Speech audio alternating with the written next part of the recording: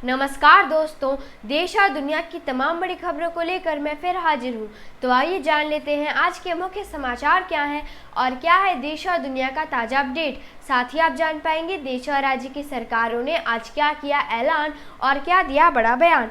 साथ ही दोस्तों, टीम की मेहनत के लिए प्लीज़ एक लाइक। सबसे पहले एक नज़र सुर्खियों पर। बंगाल में जगह जगह मारपीट, जानिए क्यों। अब एसी में सफ़र करने वाले को मिलेगी खुशखबरी। दलाई लामा का चीन के बारे में बड़ा बयान। सामान्य नागरिक संहिता पर मायावती ने बदला अपना विचार। केजरीवाल ने ईडी और सीबीआई को लेकर भाजपा पर लगाया आरोप। अमेरिकी राष्ट्रपति ने लिया ऐतिहासिक फैसला। अब खबरें विस्तार से। बंगाल में बीते दिन पंचायत चुनाव हुआ, लेकिन मतदान के दौरान कई जगह से हिंसा की खबर भी आ रही है। जगह जगह पर झड़प, बूथ पर कब्जा, बैलेट बॉक्स को लूटना और मतदाताओं को डराने की घटनाओं ने बंगाल की व्यवस्था को सबके सामने ला दिया। भारतीय रेल ने यात्रियों को बड़ी राहत दी है। अब एसी क्लास के किराए में 25% तक की कटौती का ऐलान किया है। यहाँ आपको बता दें कि यह कटौती सभी ट्रेन पर लागू नहीं होगी। यह कटौती सिर्फ वैसी ट्रेन के ऊपर लागू होगी जिसमें पिछले 30 दिनों के दौरान आधी सीटें ही भर पाई थी। दलाई लामा ने शनिवार को यह कहकर सबको चौंका दिया कि चीन उनके साथ तिब्बत के मुद्दों पर बात करना चाहता है। यहाँ पर बता दें कि दलाई लामा तिब्बती धर्मगुरु हैं और उन्होंने कहा चीन अब बदल रहा है और इसलिए उनसे संवाद करने का इच्छुक है। उन्होंने यहाँ तक कह दिया कि तिब्बती अब चीन के अधीन रहने को तैयार हैं। बसपा सुप्रीमो मायावती ने यू टर्न लेते हुए समान नागरिक संहिता को जबरन थोपे जाने वाला बताया है और कहा कि भाजपा समान नागरिक संहिता जैसे मुद्दों पर अपनी ऊर्जा लगा रही है, लेकिन इससे बेहतर होता अगर सरकार महंगाई कम कर देती और गरीबी को दूर करने पर काम करती। ईडी द्वारा मनीष सिसोदिया की संपत्ति जब्त करने को लेकर आम आदमी पार्टी के द्वारा फिर सरकार पर हमला बोला गया। पार्टी ने कहा कि भाजपा की केंद्र सरकार ईडी और सीबीआई के सहारे आम आदमी पार्टी की सरकार के काम में बाधा डाल रही है। वह पार्टी के नेताओं को बदनाम कर रही है। बीते दिन प्रधानमंत्री ने ग्रीनफील्ड एक्सप्रेसवे का लोकार्पण किया और इस दौरान कांग्रेस पर हमला बोलते हुए कहा कि कांग्रेस का मतलब लूट की दुकान और झूठ का बाजार। जनसभा को संबोधित करते हुए प्रधानमंत्री ने कहा कि कांग्रेस के नेता ने 10 दिन में किसानों का कर्ज माफ करने की कसम खाई थी, लेकिन 10 दिन, 10 महीने और 4 साल में भी कर्ज माफ हुआ था क्या? मध्य प्रदेश की शिवराज सरकार द्वारा लाई गई लाडली बहन योजना में अब 21 से 22 वर्ष आयु वाली अविवाहित बहनों को भी शामिल करने पर गंभीरता से विचार कर रही है। यहाँ आपको बता दें कि वर्तमान में अविवाहित बहनों को लाभ देने का प्रावधान नहीं है। इस योजना में अभी 23 से 60 वर्ष की विवाहित बहनों को 1000 हर महीना देने का प्रावधान है, लेकिन अब 21 से 22 वर्ष आयु वाली बहनों को भी प्रत्येक महीना 1000 रुपया मिलने वाला है। रक्षा मंत्री 10 जुलाई को 2 दिनों की यात्रा पर मलेशिया जाएंगे और वहां दोनों देशों के बीच रक्षा सहयोग के ऊपर बातचीत होगी। मलेशिया भारत के स्वदेशी तौर पर विकसित तेजस विमान खरीदने में दिलचस्पी दिखा रहा है। राहुल गांधी ने खुद को जनता से जुड़ने के लिए जहां पहले ट्रक में सफ़र किया, उसके बाद मोटरसाइकिल मैकेनिक की वर्कशॉप पर भी पहुंचे और अब सोनीपत के मदीना गांव के खेत में पहुंच गए। यहां पहले उन्होंने ट्रैक्टर चलाकर धान रोपाई के लिए खेत तैयार किया और फिर किसानों के साथ मिलकर धान की रोपाई भी की।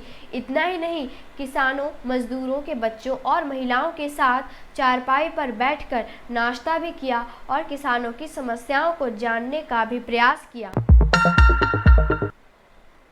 एनसीपी में आई दरार के बाद पहली बार मुख्यमंत्री एकनाथ शिंदे और दोनों उप मुख्यमंत्री देवेंद्र फडणवीस और अजीत पवार एक साथ मंच पर नजर आए। इस दौरान फडणवीस ने कहा कि अजीत पवार के प्रदेश सरकार में शामिल होने से विकास का त्रिशूल तैयार हो गया है, जो राज्य से गरीबी को दूर करने में सहायक होगा। अपनी पार्टी में आई दरार के दौर से गुजर रहे शरद पवार ने बड़ी बात कह दी। उन्होंने कहा, ना तो मैं टायर्ड हूं और ना रिटायर्ड हूं, मैं तो फायर हूं। उन्होंने अजीत पवार का नाम लिए बिना ही कहा कि वह कौन होते हैं मुझे सेवानिवृत्त होने की सलाह देने वाले।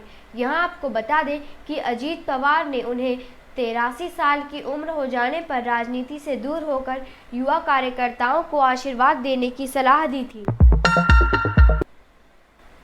सचिन पायलट ने कहा, राजस्थान में अशोक गहलोत के साथ मिलकर चुनाव लड़ेंगे। पायलट ने आगे कहा कि पार्टी अध्यक्ष मल्लिकार्जुन खड़गे ने मुझसे कहा कि भूलो, माफ करो और आगे बढ़ो। उनकी बात एक सुझाव भी है और अध्यक्ष के तौर पर निर्देश भी है। पायलट ने आगे कहा कि सामूहिक नेतृत्व की चुनाव में आगे बढ़ने का एकमात्र रास्ता है। बिहार में कर्ज और जुए से संबंधित 100 से ज़्यादा ऐप को बंद करने की तैयारी की जा रही है। मोबाइल ऐप के जरिए कर्ज देने और जुआ खेलने के नाम पर लोगों को ठगने और फिर जबरन वसूली करने वाले ऐप को प्रतिबंधित किया जाएगा। इसमें कहा गया है कि यह पैसे उधार देकर काफ़ी अधिक ब्याज पर राशि की वसूली करते हैं। पैसा ना देने पर धमकी भी दी जाती है। यह IT एक्ट के उल्लंघन के साथ एक अपराध है। अब ऐसी खबर आ रही है कि कर्नाटक में राजनीति करवट ले सकती है। कर्नाटक में हुए विधानसभा चुनाव में कांग्रेस को जीत हासिल हुई और कांग्रेस ने भ्रष्टाचार को अपना मुख्य मुद्दा बनाया था, लेकिन अब वह खुद इसी के निशाने पर आती दिख रही है। HD कुमारस्वामी बीते कुछ समय से लगातार कांग्रेस पर भ्रष्टाचार के आरोप लगा रही है और अब इस मुहिम में भाजपा का भी साथ मिल रहा है। फिल्म आदिपुरुष के संवाद लेखक मनोज मुंतशिर ने लोगों की भावनाओं को आहत करने के लिए बिना शर्त माफ़ी मांगी है। मनोज ने माना कि आदिपुरुष फिल्म ने लोगों की भावनाओं को आहत किया। ऑटो कंपनियां भारत में 1 लाख करोड़ के निवेश की तैयारी कर रही है। भारत के तेज आर्थिक विकास को देखते हुए दोपहिया और कार निर्माता कंपनी आक्रामक रणनीति अपनाने जा रही है। कई एजेंसियां बार-बार कह चुकी हैं कि अगले कुछ वर्षों में भारत आर्थिक गतिविधि का एक बड़ा केंद्र होगा और भारत की अर्थव्यवस्था सबसे तेज गति से आगे बढ़ेगी। विश्व बैंक के अध्यक्ष अजय बंगा अगले सप्ताह भारत के दौरे पर रहेंगे और G20 की बैठक में हिस्सा लेंगे। आपको बता दें, अजय बंगा एक भारतवंशी हैं और विश्व बैंक के अध्यक्ष बनने के बाद उनकी यह पहली भारत यात्रा होगी। श्रीलंका के संसद के स्पीकर ने कहा, भारत ने उनके देश को आर्थिक संकट और रक्तपात होने से बचा लिया। उन्होंने कहा कि पिछले वर्ष आर्थिक संकट के दौरान किसी भी एक देश ने वैसे मदद नहीं की थी जिस तरह से भारत आगे आया। मैं इसके लिए प्रधानमंत्री नरेंद्र मोदी का धन्यवाद करता हूं। यहां आपको बता दें कि पिछले वर्ष श्रीलंका ने अपने सबसे बड़े आर्थिक संकट का सामना किया था। अमेरिका से एक बड़ी खबर आ रही है कि राष्ट्रपति बाइडेन ने घोषणा की है कि अमेरिका से रासायनिक हथियारों के अंतिम जखीरे को नष्ट करने का कार्य पूरा कर लिया है। उन्होंने आगे कहा कि पिछले 30 वर्षों से लगातार अमेरिका इसके लिए प्रयास कर रहा था। आज खुशी हो रही है कि अमेरिका ने इसे सुरक्षित तरीके से पूरा करने में सफलता हासिल की। राष्ट्रपति बाइडेन ने उन हजारों अमेरिकन की प्रशंसा की जिन्होंने इसे पूरा करने में अपना योगदान दिया। साथ ही उन्होंने यह भी कहा कि मैं बचे हुए देशों को रासायनिक हथियारों से जुड़े समझौते में शामिल होने के लिए प्रोत्साहित करूंगा, जिससे इन हथियारों पर पूरी तरह रोक लग सके। न्यूज़ अपडेट के लिए और मुझे सपोर्ट करने के लिए लाइक एंड सब्सक्राइब करना मत भूलिएगा।